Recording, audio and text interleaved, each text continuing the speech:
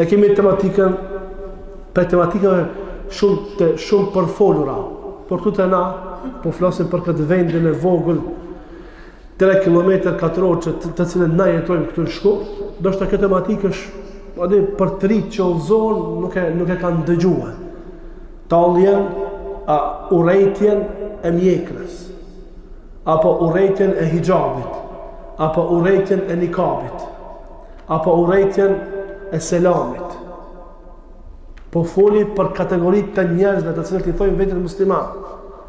Tu të na për të rritë që udhëzohen këtë 3 km katror është e panjohur. Pse se ka kaluar ajo fazë të na. Mirë po, me dalë për këtyre vendeve, me dalë shumë për rreth dhe më shëtit në për vendet të cilat na jetojmë, kena e pa që shumë për njerëzve urrejnë dhe nuk i dojnë shumë prej simboleve të islamit.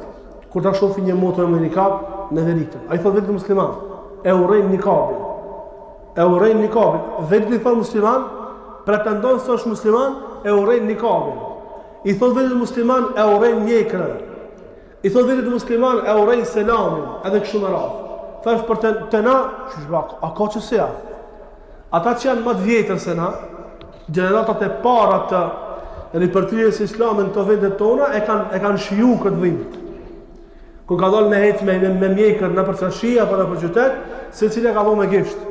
Se ka nërë që ka nërë me e prish feja.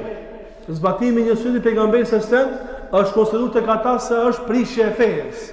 Nikabi e ka konsideruar se është prishje e fejes. Kretë kjo për shkak luftës që është bërë fejës islame dhe për shkak largimit të skajshëm që janë munduar besimtarët me e botë musliman prej mësimeve të fejës Allahut subhanahu wa taala, ka ardhur kjo punë që kur tash i kanë me mjekër me urrejt.